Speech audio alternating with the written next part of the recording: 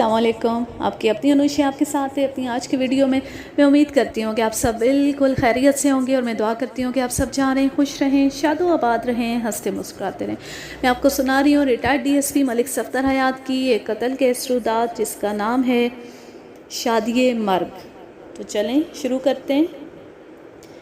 Shabina duty वाले अमले को मैंने कुछ ज़रूरी हदायत दी, फिर उस नामचे का जायज़ा लेने के बाद घर चला गया। दूसरे रोज़ मैं थाने पहुंचा तो एक सनसनीखेज़ खबर मेरी मुंतज़िर थी।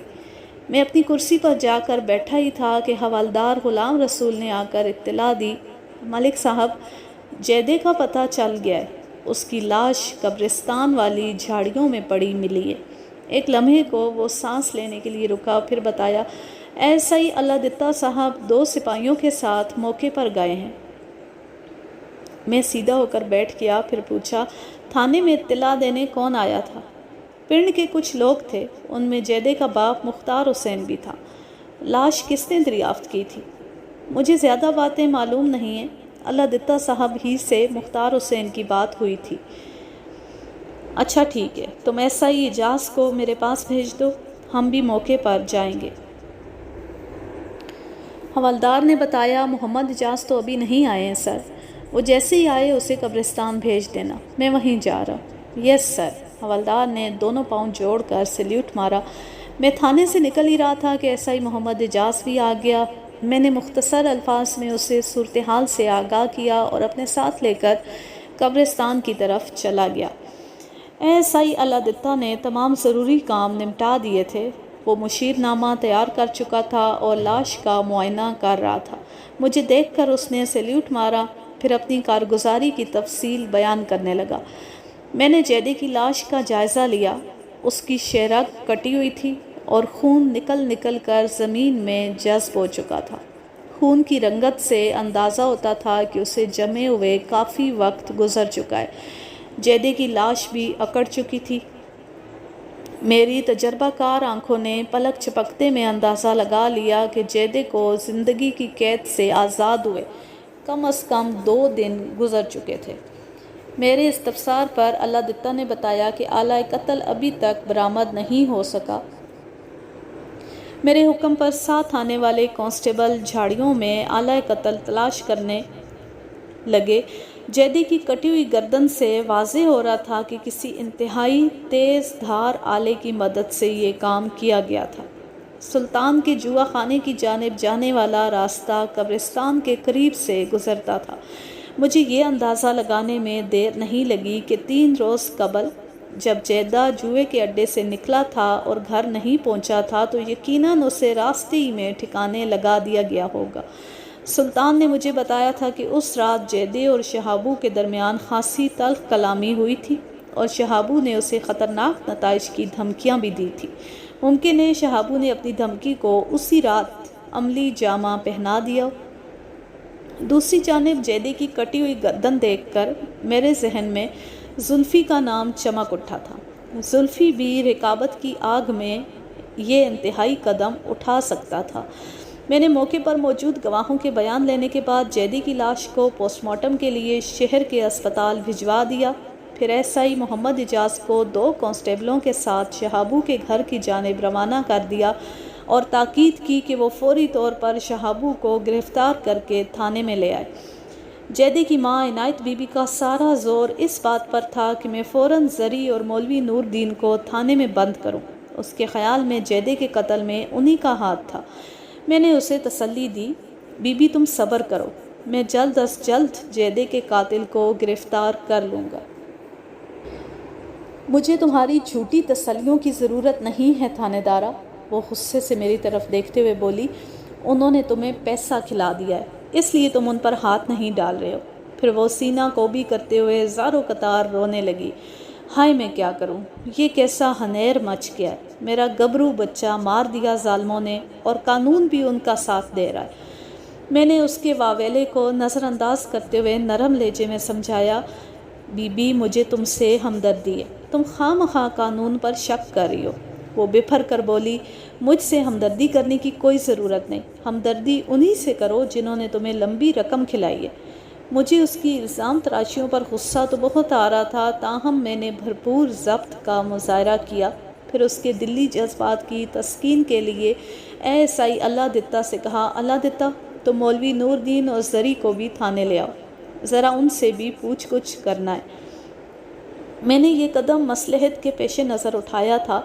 اس سے میرا یہ مقصد تھا کہ اس طرح مقتول کی ماں کی اشک شوئی بھی ہو جاتی اور قانونی کارروائی کا تقاضا بھی پورا ہو جاتا۔ اس صورتحال میں زیادہ توجہ اور یکسوئی سے اپنی تفتیش کو آگے بڑھا سکتا تھا۔ موقع کی کارروائی مکمل کرنے کے بعد میں نے زلف تراش کی دکان کا رخ کیا۔ اس وقت میں اکیلا ہی تھا۔ ذوالفقار عرف زلفی 25-26 سال کا ایک کڑیل جوان تھا۔ وہ اپنے باپ غلام غوث کے ساتھ ہی کام کرتا تھا۔ ان کی دکان گاؤں کے واحد بازار میں تھی۔ اس کی رہائش بھی دکان کے ساتھ ہی تھی۔ اسی بازار میں فقیر محمد حلوائی کی مٹھائی کی دکان بھی تھی۔ مجھے دکان میں داخل ہوتے دیکھا تو غلام غوث جلدی سے میری طرف بڑھا، آؤ جی آؤ تھانے دار صاحب، سو بسم اللہ، کیسے آنا ہوا جی؟ اس وقت دکان میں 1-2 گاہک موجود تھے۔ زلفی ایک شخص کا شیف بنا رہا تھا۔ غلام غوث والی کرسی پر ایک شخص بال کٹوانے کے لیے تیار بیٹھا تھا۔ میں جب وہاں پہنچا تو غلام غوث اس شخص کی گردن سے کپڑا لپیٹ رہا تھا۔ میں نے ایک بات خاص طور پر نوٹ کی تھی کہ مجھ پر نظر پڑتے ہی زلفی کے چہرے کا رنگ اڑ گیا تھا۔ اس نے غیر ارادی طور پر اپنا کام چھوڑ دیا اور اپنے ہاتھ پشت پر باندھ کر کھڑا ہو گیا۔ میں نے زلفی کی آنکھوں میں جھانکتے ہوئے غلام غوث سے کہا، میں تمہارے بیٹے سے ملنے آیا ہوں، بہت دل چاہ رہا تھا اس سے ملنے کو۔ وہ زلفی سے مخاطب ہو کر بولا، اوئے جا ملک صاحب کے لیے چائے پانی کا بندوبست کر۔ اس کی ضرورت نہیں ہے غلام غوث، بندوبست تو میں اس کا کرنے آیا ہوں۔ آخر بات کیا ہے جی؟ وہ پریشان لہجے میں بولا، کیا میرے بیٹے سے کوئی خطا ہو گئی؟ یہ تو تھانے چل کر پتہ چلے گا۔ کیوں زلفی، سیدھی طرح چل رہے ہو یا تمہیں گھسیٹ کر لے جاؤں؟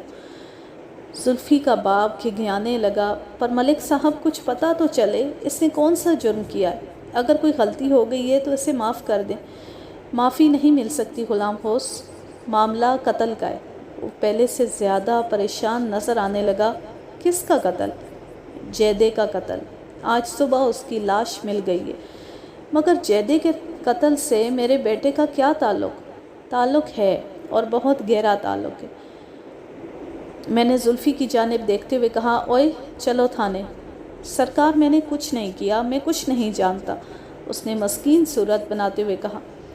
سب جان جاؤ گے بچوں، وہاں تو پتھر بھی بولنے لگتے ہیں، تم کس کھیت کی مولی ہو؟ میں نے واضح طور پر محسوس کیا کہ اس کی ٹانگیں کانپنے لگی تھی۔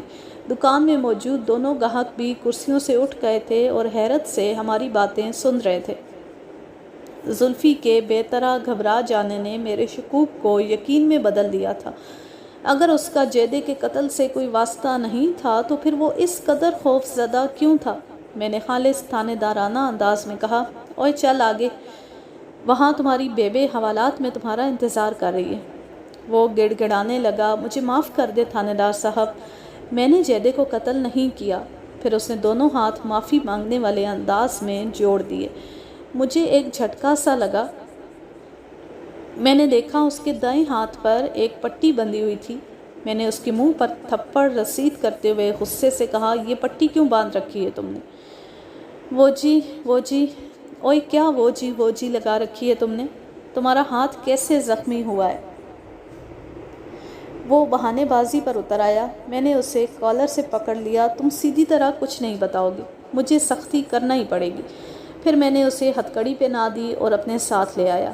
جب ہم تھانے پہنچے تو ASI اللہ دتہ زری اور مولوی نور دین کو تھانے لا چکا تھا اور اس وقت وہ برآمدے میں بیٹھے ہوئے تھے۔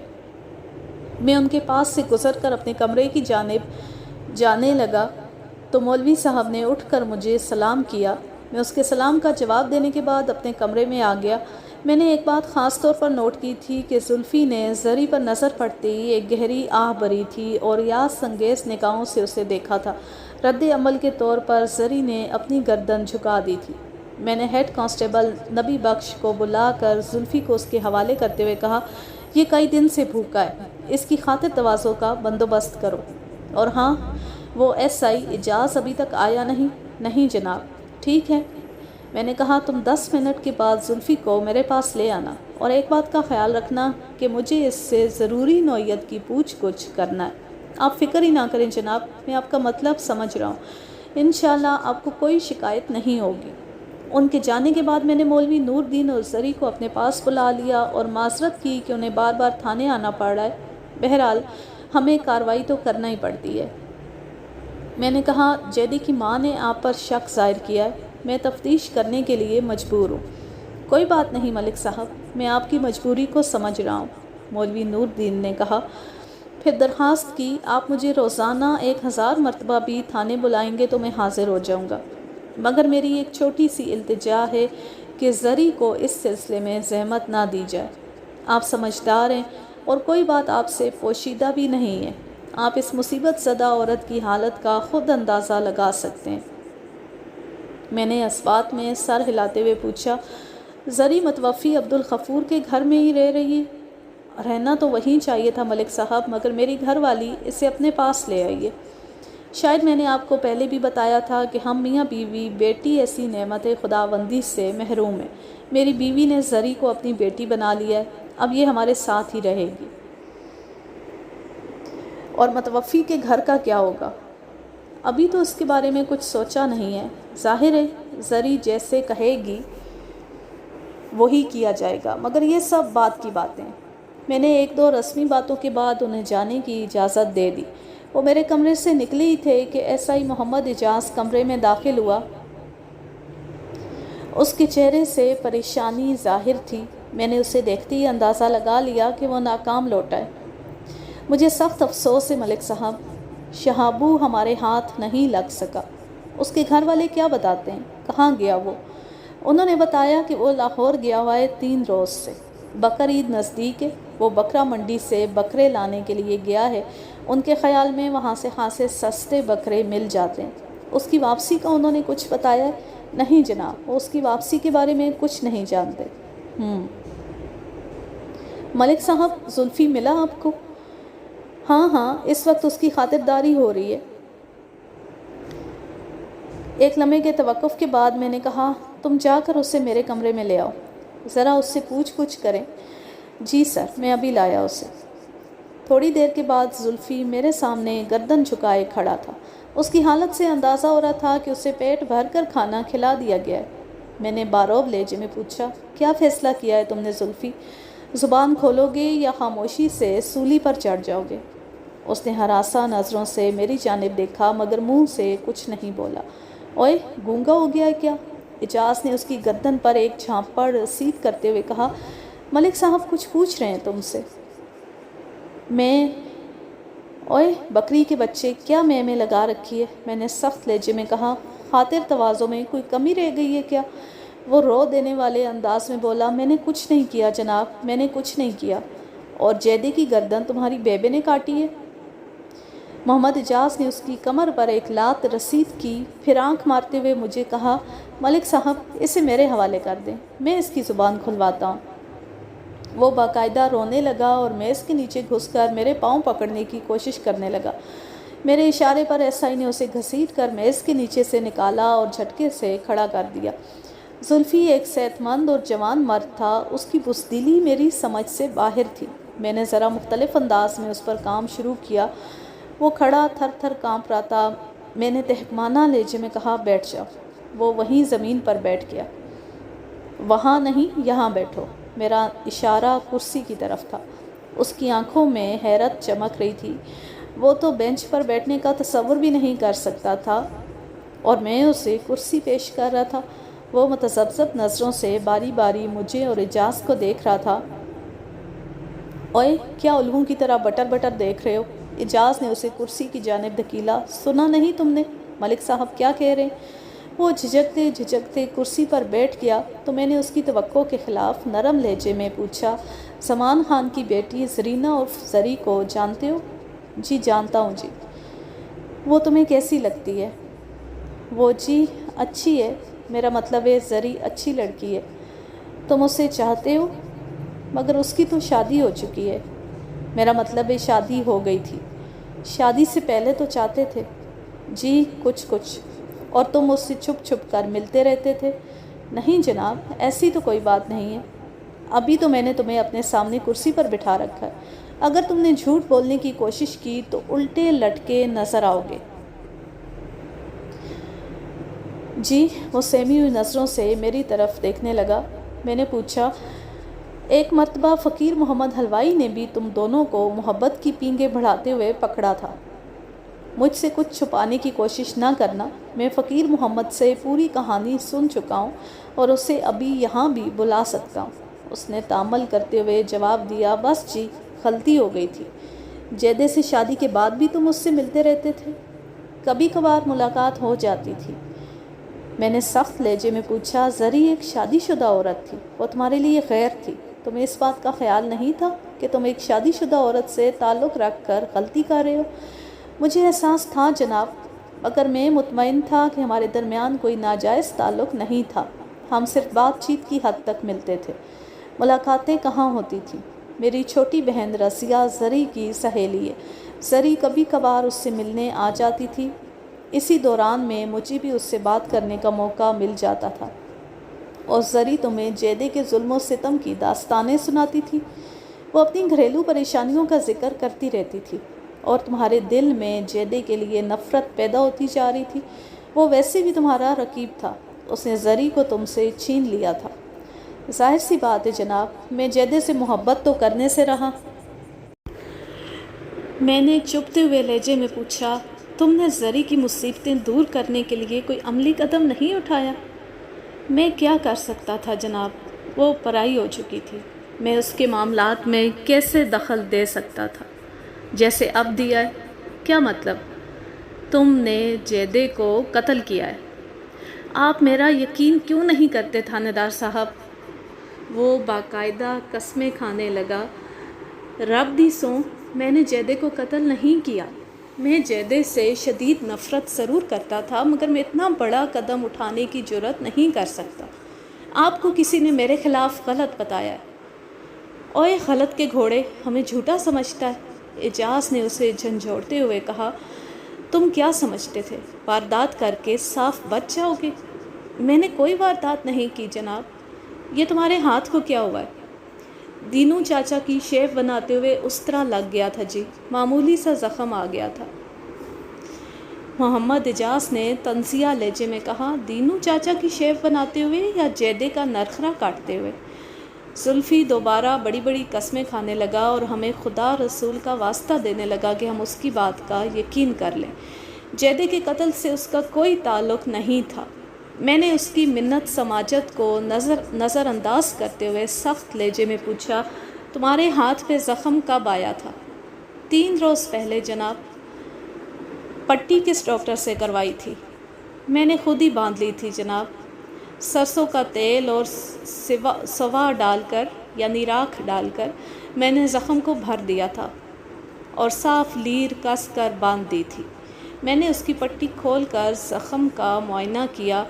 دائیں ہاتھ کے انگوٹھے کے ذرا نیچے 1.5 انچ کا کٹ موجود تھا جو واضح طور پر کسی تیز دھار آلے سے آیا تھا۔ میں نے اس کی آنکھوں میں دیکھتے ہوئے پوچھا، تم ایک فرضی شیف بنا سکتے ہو؟ اس نے الجھی ہوئی نظروں سے میری طرف دیکھا، بولا، میں آپ کا مطلب نہیں سمجھا۔ زلفی کے ہاتھ پر موجود کٹ کو دیکھ کر میرے ذہن میں ایک خیال پیدا ہوا تھا۔ زخم کا وہ نشان دائیں ہاتھ پر تھا۔ اگر زلفی سیدھے ہاتھ سے شیف بناتا تھا تو دائیں ہاتھ کے مذکورہ حصے پر اس طرح لگ جانا ممکن نہیں تھا۔ ایسا اسی صورت میں ہو سکتا تھا جب یا تو زلفی الٹے ہاتھ سے کام کرنے کا عادی ہو یا پھر وہ زخم کسی دوسرے شخص نے لگایا ہو۔ میں اپنے اس شک کی تصدیق کرنا چاہتا تھا۔ میں نے اپنا رولر اس کی جانب بڑھاتے ہوئے کہا، تم فرض کرو کہ یہ رولر ایک استرا ہے، اس استرے سے تم ایسا ہی اعجاز کی شیف بنانا ہے۔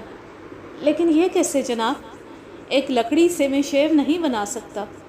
اوئے کھوتے دے کھر، تم نے سچ مچ کی شیف تھوڑی بنانی ہے، میں نے ڈانٹتے ہوئے کہا، بس شیف بنانے کی اداکاری کرنی ہے۔ ٹھیک ہے جناب، جو حکم سرکار کا۔ اس نے میرے حسب منشا ایسا اعجاز کی فرضی شیف بنا کر میرے شک کو غلط ثابت کر دیا۔ وہ واقعی بائیں ہاتھ سے کام کرنے کا عادی تھا۔ ایسی صورت میں اس کے دائیں ہاتھ پر زخم لگ جانا کوئی ناممکن بات نہیں تھی، تاہم اس کی ذات ابھی پوری طرح شک سے پاک نہیں ہوئی تھی۔ میں نے کہا، ہم تمہارے بیان کی تصدیق کے لیے ابھی دینو چاچا کو تھانے بلواتے ہیں۔ اگر تمہاری بات جھوٹی نکلی تو یاد رکھنا پورے ٹبر کو بند کر دوں گا۔ اس نے کوئی جواب نہیں دیا۔ میں نے ایس آئی اعجاز سے کہا، اسے حوالات میں بند کر دو اور کسی کانسٹیبل کو بھیج کر دینو چاچا کو بلوا لو۔ تھوڑی ہی دیر بعد دینو چاچا نے آ کر تصدیق کر دی کہ چند روز قبل اس کی شیو بناتے ہوئے زلف تراش کا ہاتھ زخمی ہو گیا تھا۔ اس کے بعد زلفی کو حوالات میں رکھنا بے جواز نظر آتا تھا۔ میں نے اسے بلا کر تاکید کی کہ تم یہ نہ سمجھنا کہ میں تمہیں چھوڑ رہا ہوں۔ جب تک جیدے کے قتل کا معمہ حل نہیں ہو جاتا تمہاری جان نہیں چھوٹے گی، اور ہاں، جب تک قاتل گرفتار نہیں ہو جاتا تم تھانے میں اطلاع دیے بغیر گاؤں سے باہر نہیں جاؤ گے۔ سمجھ گئے؟ سمجھ گیا سرکار۔ اب میں جاؤں؟ تم جا سکتے ہو، مگر میری ہدایات کو یاد رکھنا۔ جی میں یاد رکھوں گا۔ وہ جانے کے لیے مڑا تو مجھے کچھ یاد آ گیا۔ یہ خیال کئی بار میرے ذہن میں آیا تھا، مگر میں زلفی سے پوچھنا بھول گیا تھا۔ میں نے آواز دے کر اسے روک لیا۔ وہ سوالیہ نظروں سے میری جانب دیکھنے لگا۔ میں نے پوچھا، کیا تم واقعی زری کو چاہتے تھے؟ اس کی آنکھوں میں اداسی کی گھٹا چھا گئی۔ وہ ایک گہری سانس لیتے ہوئے بولا، جی۔ ایک بات میری سمجھ میں نہیں آئی۔ جب جیدے نے زری کو طلاق دے دی اور زری عدت کے دن گزار رہی تھی تو تم نے ایک بار بھی اس سے ملنے کی کوشش نہیں کی۔ زری تو اب آزاد ہو چکی تھی، تم چاہتے تو اس سے شادی کر سکتے تھے، مگر تم نے اس سلسلے میں کوئی پیش رفت نہیں کی، بلکہ عدت پوری کرنے کے بعد زری نے اپنے باپ سے بھی زیادہ عمر کے ایک لاوارث بڈھے سے شادی کر لی۔ اس کی وجہ کیا تھی؟ وہ چند لمحے خلا میں گھورتا رہا، پھر بوجھل آواز میں بولا، وقت کسی کا انتظار نہیں کرتا۔ تم کہنا کیا چاہتے ہو؟ ملک صاحب، جب زری کو طلاق ہوئی اس وقت ہمارے درمیان سینکڑوں لاکھوں نہیں بلکہ کروڑوں اربوں میل کی دوری پیدا ہو چکی تھی۔ اب ہمارے ملنے کی کوئی صورت نہیں رہی تھی۔ میں شادی کر چکا تھا اور اللہ کے فضل سے اس وقت ایک بچے کا باپ بھی تھا۔ وہ بے اختیار میرے منہ سے نکلا۔ میں پرسوچ نظروں سے اس کی جانب دیکھنے لگا۔ وہ مجھے سوچتے ہوئے چھوڑ کر کمرے سے نکل گیا۔ اس کے جانے کے بعد میں نے ایس آئی محمد اعجاز کی باہمی مشاورت سے ایک چھاپہ مار پارٹی ترتیب دی اور شہاب علی عرف شہابو کی گرفتاری کے لیے جگہ جگہ چھاپے مارنے شروع کر دیے۔ اس کیس میں شہابو کی گرفتاری بہت ضروری ہو گئی تھی۔ مقتول جیدے کو آخری مرتبہ شہابو کے ساتھ جھگڑا کرتے ہوئے دیکھا گیا تھا اور شہابو نے اسے خطرناک قسم کی دھمکیاں بھی دی تھی۔ شہابو جیسے لوگوں سے کچھ بھی بعید نہیں تھا۔ ایک آدھ بندہ پھڑکانا تو ان کے بائیں ہاتھ کا کھیل تھا۔ میں جلد از جلد شہابو کو گرفتار کر لینا چاہتا تھا۔ اس امر کی اطلاع میں نے علاقے کے ایس پی کو بھی بھجوا دی تھی۔ شاید میں آپ کو بتانا بھول گیا کہ ہم نے جو چھاپہ مار پارٹی ترتیب دی تھی وہ سادہ لباس جوانوں پر مشتمل تھی۔ وہ صرف اس گاؤں ہی میں نہیں بلکہ آس پاس کے گاؤں میں بھی شہابو کو تلاش کرتے پھر رہے تھے، مگر ابھی تک اس کا کوئی سراغ نہیں ملا تھا۔ 2 روز بعد دوسرے علاقے کے تھانے کا ایک ایس آئی اور 2 کانسٹیبل میرے پاس آئے۔ وہ تینوں اس وقت سادہ لباس میں تھے اور خاصے تھکے ہوئے دکھائی دیتے تھے۔ میں گھر جانے کی تیاری کر رہا تھا کہ انہیں دیکھ کر رک کیا۔ ایس آئی نے اپنا تعارف کرانے کے بعد آمد کا مقصد ظاہر کیا۔ ملک صاحب، ہمیں اس گاؤں کے وسنیک شہابو کی تلاش ہے۔ شہابو کا نام سن کر میں سیدھا ہو کر بیٹھ گیا۔ میں نے پوچھا، کیوں؟ کوئی خاص بات؟ بات خاص ہی نہیں، بہت سنگین بھی ہے۔ شہابو ہمیں چوری کی ایک واردات کے سلسلے میں مطلوب ہے۔ میرے استفسار پر ایس آئی نے تفصیل بتاتے ہوئے کہا، چند روز قبل ان کے علاقے کے ایک گاؤں میں چوری ہو گئی تھی۔ 4 ڈھاٹا پوش افراد نے ایک غریب شخص کو زندہ درگور کر دیا تھا۔ اس کی بیٹی کی عنقریب شادی ہونے والی تھی، مگر ان ظالموں نے اس کے گھر کی صفائی کر دی تھی۔ وقت رخصت جب لٹیرے انہیں پولیس کو اطلاع دینے کی صورت میں خطرناک نتائج سے ڈرا رہے تھے تو فتح محمد کی بیٹی جس کی شادی ہونے والی تھی، اس نے ایک شخص کی آواز پہچان لی۔ وہ انہی کے گاؤں کا رہنے والا طفیل عرف تافو تھا۔ لڑکی نے کسی قسم کی پرواہ کیے بغیر پولیس کو تافو کا نام بتا دیا۔ پولیس نے تافو کو گرفتار کر کے جب دھلائی کی تو اس نے سب کچھ اگل دیا اور اپنے ساتھیوں کے نام بتا دیے۔ اس کی مخبری پر 2 ساتھی تو گرفتار کر لیے گئے تھے، مگر ان کا چوتھا ساتھی ابھی تک لاپتہ ہے۔ بعد میں گرفتار ہونے والے دونوں افراد نے تشدد کی تاب نہ لاتے ہوئے بتا دیا کہ ان کا چوتھا ساتھی شہابو ہی ان کا سرغنہ تھا اور مال مسروق کا سب اسی کے پاس تھا۔ اپنی بات ختم کرنے کے بعد ASI نے کہا، ملک صاحب، بندہ آپ کے علاقے کا ہے، آپ اس کی گرفتاری کے سلسلے میں ہماری مدد کریں۔ میں تو خود کئی دن سے شہابو کی تلاش میں تھا، آپ نے بہت دیر کر دی یہاں آنے میں، بلکہ میرا خیال ہے آپ دیر نہ بھی کرتے تو کوئی فائدہ نہیں تھا۔ یہ کیا کہہ رہے ہیں آپ ملک صاحب؟ میں ٹھیک کہہ رہا ہوں، شہابو کی ہمیں بھی تلاش ہے۔ اس گاؤں میں قتل کی ایک سنگین واردات ہو گئی ہے، شہابو اسی سلسلے میں مطلوب ہے۔ ہم نے کئی جگہ اس کی تلاش میں چھاپے بھی مارے ہیں، مگر ابھی تک اس کا کوئی سراغ نہیں ملا۔ اوہ، تو یہ بات ہے۔ ASI کے چہرے پر مایوسی کے سائے لہرانے لگے۔ یہ شہابو اور نہ جانے ہمیں کہاں کہاں دوڑائے گا۔ آپ فکر نہ کریں، ہم جلد ڈھونڈ نکالیں گے۔ میں نے تشفی آمیز لہجے میں کہا اور ایک کانسٹیبل کو بلا کر حکم دیا، مہمانوں کے لیے کھانے پانی اور منجی بسترے کا انتظام کرو، یہ آج رات یہیں ٹھہریں گے۔ انہوں نے کوئی حیل و حجت کا مظاہرہ نہیں کیا۔ وہ جس علاقے سے آئے تھے وہ یہاں سے کافی دور تھا اور رات کے وقت واپس جانے کی ان میں ہمت نہیں تھی۔ وہ تھکن سے نڈھال نظر آتے تھے۔ میں ان کے قیام کے انتظامات سے مطمئن ہونے کے بعد گھر چلا گیا۔ میں آپ کو ایک بات بتانا بھول گیا، جیدے کے پوسٹ مارٹم کی رپورٹ نے اس بات کی تصدیق کر دی تھی کہ اس وقت اس کی موت واقع ہوئے 2 روز گزر چکے تھے جب ہمیں اس کی لاش ملی تھی۔ اس صورت میں شہابو پر قتل کا شبہ مزید پختہ ہو گیا تھا۔ اب تو دوسرے تھانے کی پولیس بھی اسے تلاش کرتی ہوئی یہاں آ پہنچی تھی۔ اگلے روز میں ذرا تاخیر سے تھانے پہنچا۔ اس دوران میں رات والے سرکاری مہمان رخصت ہو چکے تھے۔ جاتے جاتے انہوں نے منشی کے پاس میرے لیے پیغام چھوڑ دیا تھا کہ اگر مجھے شہابو کے بارے میں کسی قسم کا کوئی سراغ ملے تو میں ان کو بھی مطلع کروں، تاکہ غریب فتح محمد کی بیٹی کے زیورات اور جہیز کا دیگر سامان برآمد کیا جا سکے۔ میں تو خود بھی یہی چاہتا تھا کہ شہابو ہاتھ لگ جائے، مگر ایسا لگتا تھا جیسے اسے زمین نکل گئی ہو۔ میں اپنی کرسی پر جا کر بیٹھا ہی تھا کہ ایک کانسٹیبل نے سلطان کی آمد کی اطلاع دی۔ میں نے اسے فوراً اندر بلا لیا۔ آج کے لیے بس اتنا ہی، اب لیتی ہوں آپ سے اجازت۔ جہاں رہیں خوش رہیں، شاد و آباد رہیں، ہنستے مسکراتے رہیں۔ اللہ حافظ، اللہ نگہبان۔